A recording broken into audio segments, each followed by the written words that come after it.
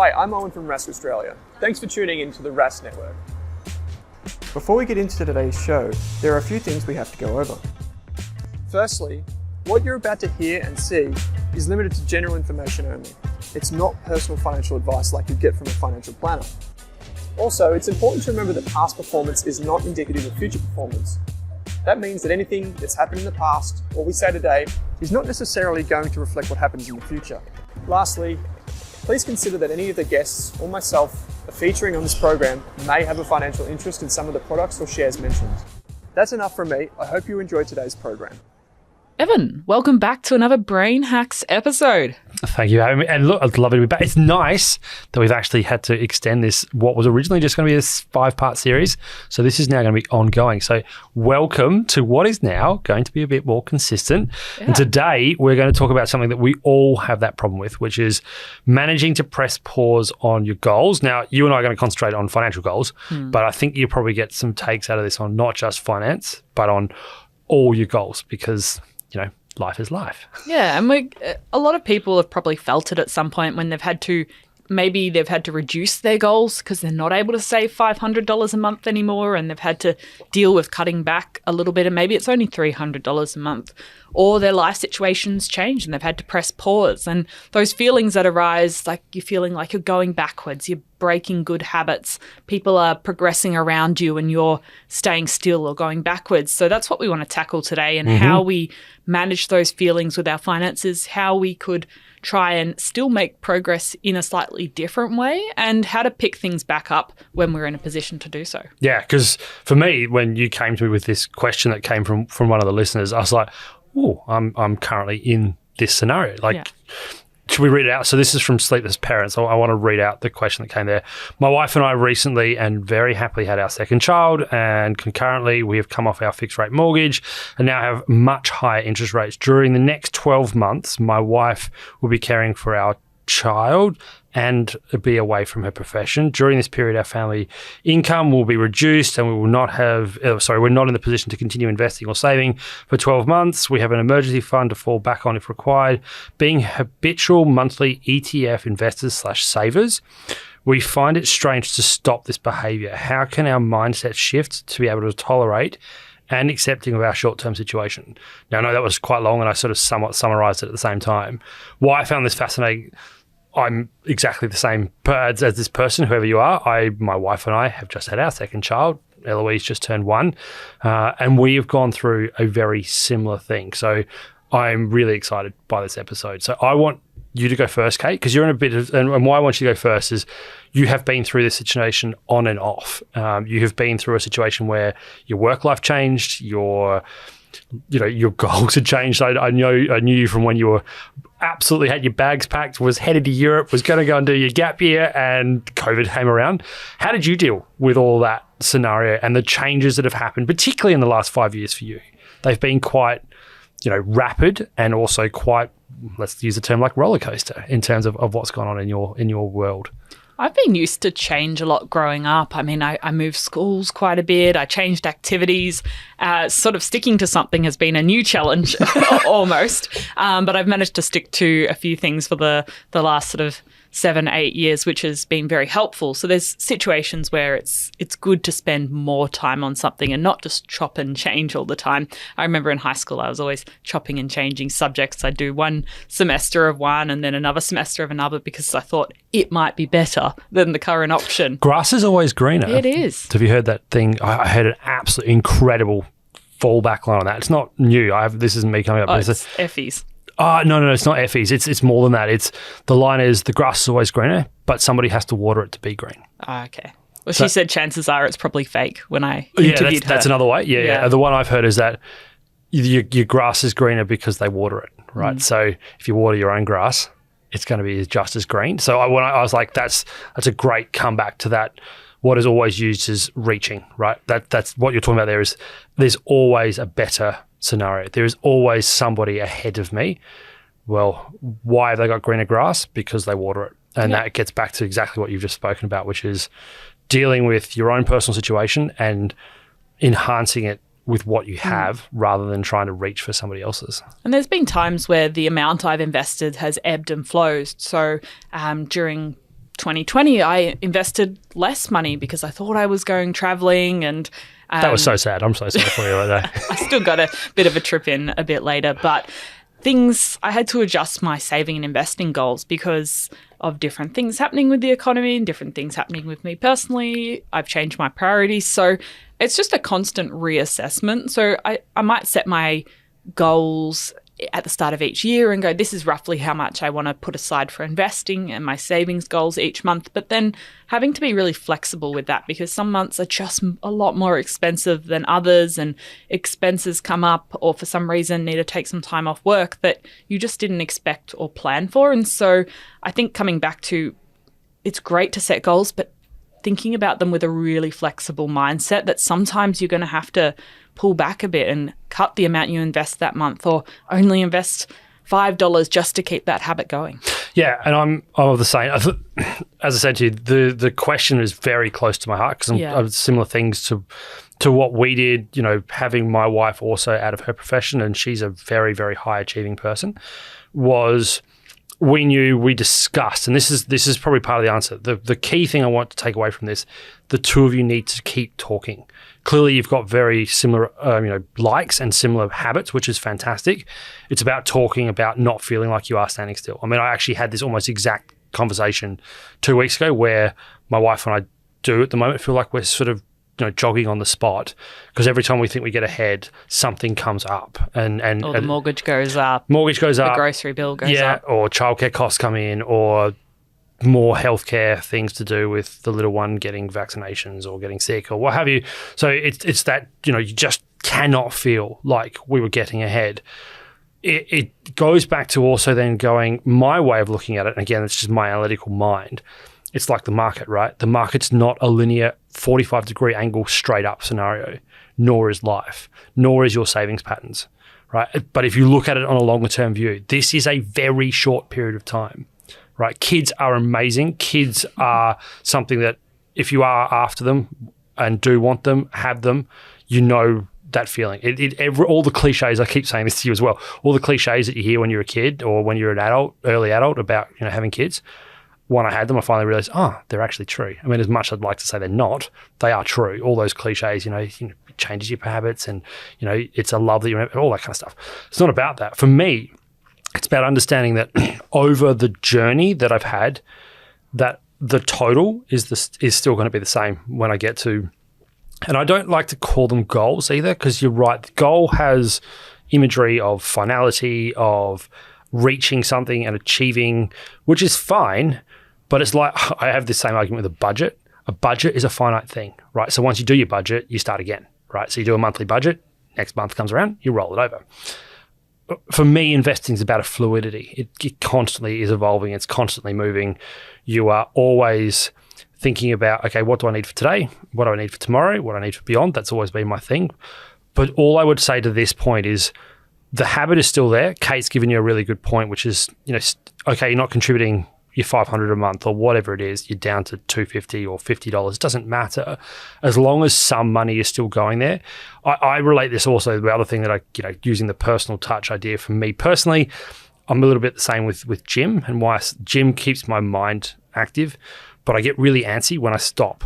It's like work gets in the way, kids get in the way, and I get antsy, so I will force myself to go. And that means that if you have to force yourself to put $200 away and forego a few things, you'll actually feel that you get that kickback. Because this questioner from Sleepless Parents of being habitual, that's their term, monthly investors, you will get antsy. You will, because that habit now is so ingrained in your behavior, you will get antsy. So the way that you treat that ants is to actually probably forego something slightly to put your $200 away so that you feel like you're still contributing to your longer term wants and your longer term life goal.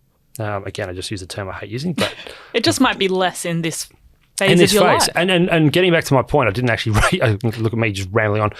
Kids and the kid phase, the baby phase, is shorter than you realize. And now these guys have got their second kids. They will know this. But the first, if you're out there having your first child, the real kid phase, baby phase, is in spirit, in actual time, it's really short.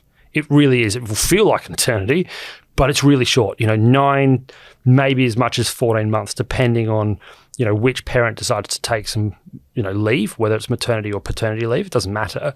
Or if you both do it. I mean, the great thing that's starting to rise is maternity leave for 3 months, then the partner goes back and the paternity leave takes over, which I think is a fantastic thing. Dads, get involved with your kids. The way I look at that is, though, it's such a short period of time. It really is. When you think about investing, and we talk about this all the time, you and I, you're not thinking about 9 months. You're not thinking about 12 months. You're thinking about 5 to 7 years. So Kate's point's valid. When you look at it, what's going on right now, being interrupted by your second child and the special time that is, it's such a short period of time. Don't worry about it. You've got the habit. It'll come back real fast. And looking a bit more widely, I was thinking about how I might approach an upcoming situation where I knew I would have to press pause on my goals, and thinking of how I can use this as an opportunity. So I think the first place I would start is just reflecting and thinking about your situation and your changing priorities, and actually understanding why you're pressing pause, what you're gaining instead, and getting support in this stage, because it might be around a major life change like having kids, or you might know there's an upcoming redundancy or something like that. So just taking some time to sit back and think before you go into action mode. Yeah. And so my take on reflection is, the redundancy one's the one I think is quite interesting. And I have been through that too myself. What I found from that period is that the opportunity that comes out of it is quite incredible. And you probably won't realize that until you are, because the thing that's always hard about redundancy is when you're in it, there's this very hard thing to accept that you're no longer required, right? Yeah. And that's a absolutely valid feeling to have of, hang on a minute, I'm no longer required. Why? And all those feelings. If you can stop, reflect, realize it's not you. Like, this isn't on you, right? If the company's restructuring, or they've made your position redundant, that's not necessarily on you. That's the decision for the company. By all means, be angry with them. You are allowed to. That's just a normal human emotion. But stop and reflect, going, actually, I'm ready for a scenario like this. I found that out once I was made redundant, that I actually had been, investing and saving. And when I fell out, all of a sudden I was like, oh, actually, I do have the ability to do what I want, when I want, how I want. So the reflection is, okay, give yourself just that bit more time. Don't react, reflect. Because if you react and go, I need a job now, you'll jump into something you don't want. And that, again, gets back to Kate's point. You're not going to have the goals that you want. You're not going to do the savings that you want, or the investment. Give yourself just a bit more time before you move. So reflection's a huge one. And the next thing I would approach it would be looking at, what's the plan here? How long am I planning to press pause? I might know. I might be saying, okay, it's 12 months I'm pressing pause on one or two of my goals. Because I know I'm going to be out of work for that period of time. Or you might not know. If it's a redundancy, you might go, okay, I think in roughly 6 months' time, I'll be jumping into a new role. So thinking about, what's my plan? How long am I pressing pause for? Just to give yourself a bit more clarity, because if we sit in that period of uncertainty for too long, we can get very uncomfortable. Yeah, we can. And the other thing, I think, just further on planning, understand this, it will end. And what I mean by that is, you will get another job. Like, it will, this pause, it will end. Giving yourself a timeline actually therefore gives you an ability to see it. You can actually therefore visually go to yourself, it's going to end in 6 months, or it's going to end in 3 months. Money will come back in, etc. The one thing I remember from my personal point of view, and again, using the sort of the behavioral side of it, one of the big things psychologists talk about is understanding your coping mechanisms. Planning's a big part of it, because you can therefore lay it out, cope with the scenario you found yourself in, whether it's planned or not planned, redundancy or taking time off work for whatever it is. It just gives you that ability to understand it will end, because if you can see it will end, the chaos that can come, and that's probably the right term, with having an undefined period of time of being out in some form of shape or form of money coming in, can be really quite disorientating, and can therefore break other things like habits that we need to keep. And the next thing I would look at is, how can I keep that habit, the goal, the dream alive, whether that's even if I can't invest, I can still maybe put $5 into my micro investing app each month, or I could put $5 towards my savings goal just to keep that feeling going, or I can spend 5 minutes a day learning about something to do with my finances. Even in the broader context, I mean, I've spoken to some people at uni and life just got messy and they had to take a semester off. And so even though they weren't able to study, they still tried to keep involved by going to activities and things related to that. So they kept the dream and the goal alive and they kept engaged with it, even though they had to press pause for 6 months. Yeah. And the habit, as like getting back to the original question from the sleepless parents, their habits clearly quite ingrained. If you're just developing them and therefore you do, get these interruptions, that's when you can lose them. That going from having a habit that's almost formed to then being lost. Again, I would argue maybe $5 is a little bit too small for an investing. The way I'd go back to it and say, okay, maybe it's not necessarily full-on investing, ETFs or whatever it happens to be. It's just putting money into a cash account so that there's actually a balance growing. I mean, right now you're getting 4 and a bit % on most cash accounts. So at least you feel like you're putting it that way. As a small amount, micro investing, I get it, but it's probably more. You also need it at call. I mean, if you are in a slightly more... Yeah. So that's my only difference would be use a cash account that has interest. It's at call, but it continues to turn what is becoming, something you're doing into a habitual habit. It just keeps it going with that interruption in your life. And then also looking, could this be an opportunity to learn or do something else? You might have some time or some opportunity to, it might not be saving or investing, but it could be investing in yourself through learning or a project or a side hustle. So whatever the reason you're pressing pause is there an opportunity that this might lead to? Yeah, and we're going to talk about this in a future episode before I go any further, but there are 5 things that we talk about in terms of inverted commas that has a cost associated with it in economics and money. So it's not just money, it's also time, and Kate and I talk about that quite a lot, but the other 3 are belief, effort, and emotion, and Kate's just highlighted effort, right? So effort is putting time and value back into yourself, and you can probably find that you get a actual cost investment return from putting effort in, whether it's starting running or starting a book or whatever that effort is. That gives you that time, and then there is a overall value that comes to it. We'll talk about this in a future episode, but just remember there are 5 things that have inverted commas value, not just the tangible thing of being money itself. That's the next thing, is that if you are investing in effort, if you are investing in time, there is a response to that. There is an investment in that, and it will benefit you.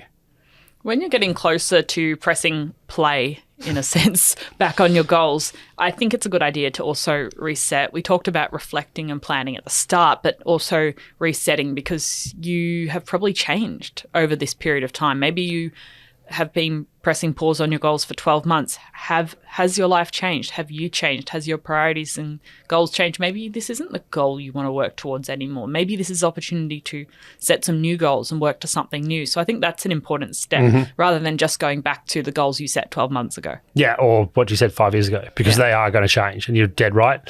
And again, getting back to the key topic of this whole episode has been, life changes and the life interruptions. I know that. I mean, I've written about it before, is that what I wanted in my 20s and why I love asking you all of what I call your growth phase questions, being somebody in your 20s to You're being somebody growing. Yes, you are. To somebody like me who is now in a different phase where the growth I get is from making sure that I watch the girls grow and what they want to do. So it's natural that's why, again, goals, I think, have a problem. It's more about a fluidity of it, is that you will naturally change and evolve. You won't even sometimes realize it's happening. That's the beauty of time. That's the beauty of, what you get to go through as your experience. Again, reviewing, I mean, Owen he doesn't have goals, right? So he just lets his money do what it needs to do. It's more that he knows it's there. And again, I've probably found myself with my investing, my future is about what the girls need, and therefore that's what I'm investing for. So it gives me, it's not just a goal, it gives me a drive. That's the word. You have a general direction. I have a general direction and I have a drive. I know what I want it to do and who is it for. It's no longer, and that's the other thing that's been lovely. It's no longer just for me. It's no longer just for my wife. It's for us, and particularly for the girls. And that gives them just a little added kick and that extra drive to be disciplined, keep the habits, even when I am, right now, as I said, standing still. Yeah. And then coming back to the restarting. So we're pressing play on the goals now, whether they're what they were before or they're new goals. And I think this is the point where you might find yourself comparing to other people that have kept going on their journey while you press pause. And I think this is the important part, to sort of step back and go, this is why I press pause in the first place, or why I had to. This is my direction. These are my goals now, and I can work towards them, and I don't need to look at everybody else and what they're doing. Just to finish up on the episode, I think it's very important we need to talk about just the two last things, which is burnout and making you miserable. Yeah. Because the other thing, what we've sort of skirted around the issue, but we're sort of alluding to it, is that, as I said, goals have a finite thing. Not only that, goals can actually drive you to make decisions that cause you to lose track. And they can make you miserable. They can make you burnt out. I mean, if your goal is to reach the absolute pinnacle in your job, or the pinnacle of your sport, or the pinnacle in your, arts degree, whatever it is, you can start to realize that that's actually not necessarily healthy for what you want. How do you go about dealing with when your goals actually flip on you and are making you go the wrong way? Even in finance, they can do the same thing. Yeah, I think over the years I've lost a lot of attachment to the end result, because I focus a lot more on the process and the journey, the people, the lessons, the things I learn along the way. And I probably get a lot of satisfaction from that. And then if I hit the goal, well, that's great. That lasts for a day or two, that excitement. But I focus more on the enjoyment and the learning during the process. So I think that helps me a lot, and it stops me continuously pushing that benchmark out. I think that last point's the real thing, is like constantly trying to reach that benchmark. Yeah. If you're goalpost, whatever you want to call it, Yeah. moving the goalpost, all those sort of cliche things. That constant reaching will get you. It really will. I mean, I understand why people do it. I understand that it gives people drive. It gives people, purpose. And it's very quantifiable. Yeah. But it's not only that, it falls very clearly also into identity, right? So people's identity is very wrapped up in these kinds of things. You've sort of highlighted it there, Kate, is that your way of dealing with it is it's no longer about reaching, it's about enjoying the process. Yeah. And the process is actually the goal itself, rather than everybody will be different, and I think that needs to be highlighted. But you need to, if you are feeling burnt out, if you are feeling miserable, the assessment is the goal actually working in your favor? Is the reaching working in your favor? And what exactly are you reaching for? I mean, is it because it's part of your identity? That gets back to the start of the episode, maybe being made redundant or having kids. It will interrupt particularly strong goals like that, or strong reaching points. How you cope with that, I think, is also a major part of the change that you need to sometimes accept. And that's hard. If your goal has become your identity, to press pause is almost pressing pause on who you are. So you kind of need to figure out who you are outside of that goal of, I want $1 million in 10 years. Yeah, or, I need to save $1 million to live, the FIRE example. But if you listen to all the FIRE guys, they're like, no, it's not about reaching the 1.125 million bucks and then it's about the time. It's about the time. And then also about the enjoyment that comes with that. Yeah. Rather than, I've reached it, now what? Yeah, and the process has to serve you, because your goals need to be sustainable long term. You've got a whole life around these goals. So I think that's really important when thinking about goals, not letting them burn you out, not letting them make you miserable. I think we probably need to wrap it up. That's been quite an episode indeed. I mean, lots to talk about there. If you are out there, please write in as always. I know Kate and I love hearing from your feedback. Kate, what was your biggest take up from the episode today? The main thing is just, how can I look at my goals right now and make sure they're sustainable long term? So that would be the lens that I would go and look at next time I review my goals. Yeah, and for me, as I said, I don't want to be reaching. I want my goals, or my fluidity as I refer to it, to constantly be coming back to what I need, which is doing what I want, when I want, how I want, and the drive that I have for the girls. And I think once I've worked that out, now that I have worked it out, just allows me to deal with the pauses, to deal with the breaks, the interruptions that the original question was asking. It's no longer a problem, because over the longer period of time, right now isn't my concern. Because I've covered previously, and I know I'm going to cover it in the future. Thanks everyone for listening to this Brain Hacks episode. If you've got a question for our next episode, you can send it to us via the link in the podcast player. Evan, thanks for joining me. Thanks for being here again, everybody listening to it. Looking forward to the next episode. It will be something that I think you're all going to like too. Kate, love doing these. Talk to you soon.